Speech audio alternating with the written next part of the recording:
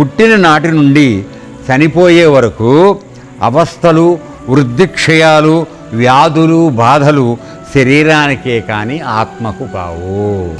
So ఏ విధంగా అయితే చంద్రుడు షోడశ కళలు 16 కళలు అంటే ఒక 15 రోజుల పాటు తగ్గింతూ రావడం, ఒక 15 రోజులు పెరగడం జరుగుతూ ఉంటుంది కదా చంద్రుడికి. సో అయితే ఈ మార్పులు అనేవి మనం చూసే వాళ్ళలో కనపడుతున్నటువంటి మార్పులు తప్ప ఆయనకి ఏ విధమైన మార్పు లేదనేది నిజం. ఆ విధంగానే మనం అందరం కూడా పుట్టిన తరువాత బాల్యము, యవ్వనము, వృద్ధాప్యము, మరణము ఇవన్నీ జరుగుతున్న మార్పులు జరుగుతున్నాయి. కానీ ఇన్ని మార్పులలో కూడా నీవు గర్భస్థుడైనప్పుడు అంటే తల్లి యొక్క గర్భంలో పడినప్పటి నుంచి నీలో ఉన్నటువంటి ఆ అణురూపంలో ఉన్న పరమాత్మ మాత్రం ఏ విధమైనటువంటి మార్పు లేకుండా ఉన్నాడు.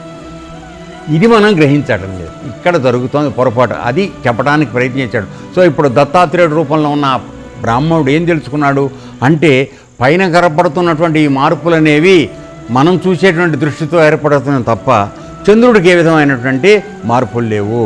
అదేవిధంగా మనందరం పుట్టి పెరిగి జరిగిపోవడానికి జరుగుతున్న మార్పులు, రోగాలు, మధ్యలో రొచ్చులు, కళ్యాణాలు ఎన్ని మార్పులు మనకు జరుగుతున్నా ఇవన్నీ శరీరానికి జరుగుతున్నాయి తప్ప ఈ శరీరాన్ని నిలబెడుతున్నటువంటి ఆత్మస్వరూపం ఏదైతుందో దానికి ఏ విధమైన మార్పు లేదు.